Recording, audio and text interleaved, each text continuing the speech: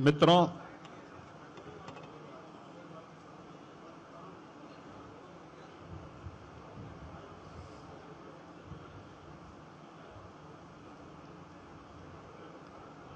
आज पूरा देश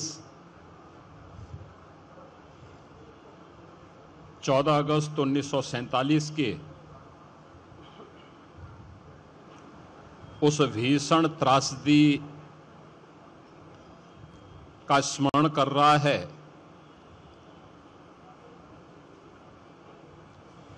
जिसे आदरणीय प्रधानमंत्री जी ने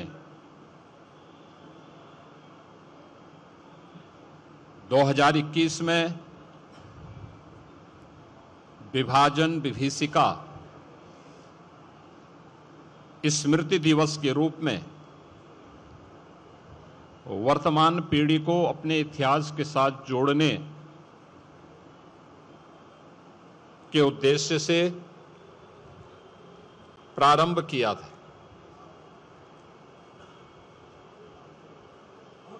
हम सब जानते हैं कि सैकड़ों वर्षों की गुलामी की पीड़ा को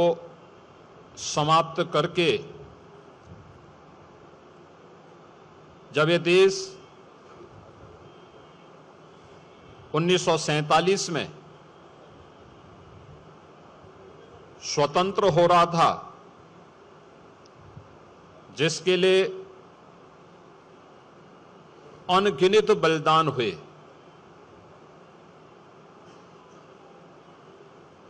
अनेक क्रांतिकारियों को फांसी के फंदे पर लटकाया गया,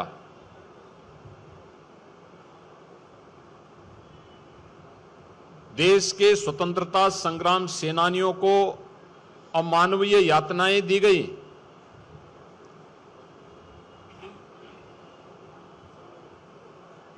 लेकिन जब ये देश इन सब त्याग और बलिदान के बाद 1947 में स्वतंत्र हो रहा था, उसके एक दिन पूर्व अपनी सत्ता लिप्सा और तुष्टीकरण की पराकाष्ठा को पूरा करते हुए कांग्रेस नेतृत्व ने देश का दुर्भाग्यपूर्ण विभाजन भी करवाया था, जो एक सनातन भारत था, पौराणिक भारत था। उस भारत को, उसी की दो भुजाओं को काट करके पाकिस्तान जैसे दानों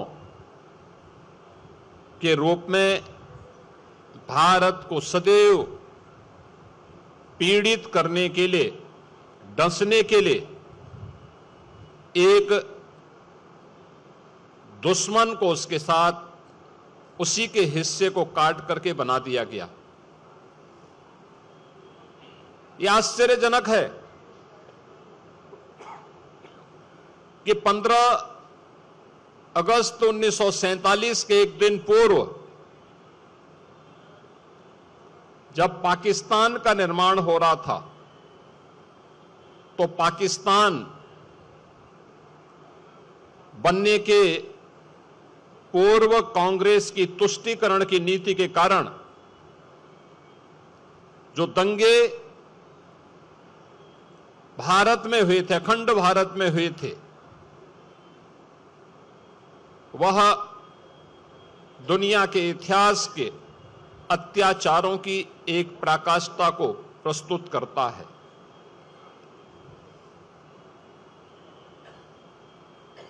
जो पश्चिमी पाकिस्तान था, उस पाकिस्तान में लाहौर हो या कराची, रावलपिंडी हो या मुल्तान, इन सभी क्षेत्रों को हिंदू विहीन बनाने के लिए, सिख विहीन बनाने के लिए, बौद्ध विहीन बनाने के लिए एक अभियान उस समय की कांग्रेस की तुष्टीकरण की नीति पर चलने वाली उनके नेतृत्व के कारण पैदा हुआ था। अनगिनत, यानी जिनकी संख्या कहते हैं कि 14 अगस्त 1947 और उससे पूर्व जो हिंसा हुई विभाजन के कारण करोड़ों लोग बेघर हो गए। लगभग 15 से 20 लाख लोगों का कत्लेआम हुआ, चाहे वह पूर्वी पाकिस्तान के नाम पर या पश्चिमी पाकिस्तान के नाम पर। और विभाजन की उस त्रासदी के कारण अपना घर बार छोड़ करके दर दर की ठोकरें खाने वाले आए हुए हिंदू, सिख, बौद्ध, जैन, क्रिश्चियन, इन किसी के लिए भी तत्कालीन सरकार ने कोई राहत पैकेज, उनके पुनर्वास, उनकी नागरिकता के लिए कोई पुख्ता व्यवस्था नहीं की। उनके लिए कोई स्मारक नहीं। जिन लोगों ने अपने लोगों को खो दिया, जिन्होंने अपनी विरासत को उस दुर्भाग्यपूर्ण घटना का शिकार बना दिया, उनके लिए न कोई स्मारक, उनके लिए न कोई संग्रहालय, न उनके लिए उनकी स्मृति के लिए, उन्हें स्मरण करने के लिए तत्कालीन सत्ता प्राप्त करने वाली कांग्रेस ने कोई भी व्यवस्था नहीं दी। हम आभारी हैं प्रधानमंत्री मोदी जी के, जिन्होंने विभाजन की भीषण विभीषिका के शिकार हुए उन लाखों लोगों की स्मृतियों को जीवंत बनाए रखने के लिए 14 अगस्त की तिथि को विभाजन विभीषिका स्मृति दिवस के रूप में आयोजित करने का निर्णय लिया। न केवल ये उनके परिवारजनों के घावों पर एक मलहम लगाने का कार्य किया गया, बल्कि इस देश को, वर्तमान पीढ़ी को उसके इतिहास से अवगत कराने का भी एक अभियान विभाजन विभीषिका स्मृति दिवस के रूप में इस कार्यक्रम की शुरुआत ने प्रारंभ किया। पहली बार हुआ कि विभाजन के शिकार उन लोगों को जो पश्चिमी पाकिस्तानी शरणार्थी के रूप में 1947 से पहले, 1947 के बाद भी जम्मू कश्मीर और देश के अलग अलग भागों में निवास कर रहे थे, उन लोगों को सिटीजनशिप अमेंडमेंट एक्ट के माध्यम से भारत की नागरिकता देने का काम भी देश के यशस्वी प्रधानमंत्री श्री नरेंद्र मोदी जी ने देश के अंदर प्रारंभ किया। उनको अस्थायी आवास की सुविधा दी। बेघर-बार लोगों ने अपनी मेहनत, अपने पुरुषार्थ से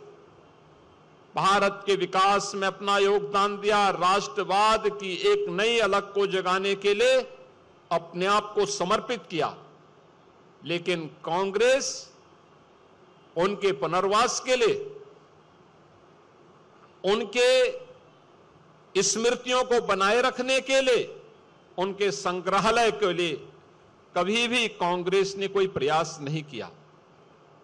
आज यहां पर इस प्रदर्शनी का शुभारंभ यहां पर उत्तर प्रदेश सरकार और भारतीय जनता पार्टी ने वर्तमान पीढ़ी को इन सब बातों से अवगत कराने के लिए आदरणीय प्रधानमंत्री जी की प्रेरणा से हर जनपद में इस प्रकार के विभाजन विभीषिका के 1947 के दर्द को वर्तमान पीढ़ी तक पहुंचाने का एक प्रयास है कि जिससे आने वाले समय में तुष्टीकरण की नीतियों का दुष्परिणाम इस देश को किस प्रकार की कीमत चुका करके करनी पड़ी थी, यह देश इन सभी चित्रों का अवलोकन करके डिजिटल आर्काइव के माध्यम से और इन यहां पर लगी हुई प्रदर्शनियों के माध्यम से, हर जनपद में लगी हुई प्रदर्शनियों के माध्यम से अवगत हो सके, अपने वर्तमान को सुरक्षित रखने, आने वाली पीढ़ी के भविष्य को उज्जवल बनाने की उस रणनीति का हिस्सा बन सके। इस दृष्टि से विभाजन विभीषिका स्मृति दिवस के इस कार्यक्रम के साथ इस प्रदर्शनी का अवलोकन करने, इसका शुभारंभ करने के लिए आज हम सब यहां पर उपस्थित हुए हैं। उन सभी ने, उन परिवारजनों के प्रति जिन्होंने अपने परिवार के सदस्यों को इस भीषण विभीषिका में खोया था, उनकी स्मृतियों को मैं नमन करता हूं। उत्तर प्रदेश सरकार की ओर से उन्हें विनम्र श्रद्धांजलि भी अर्पित करता हूं।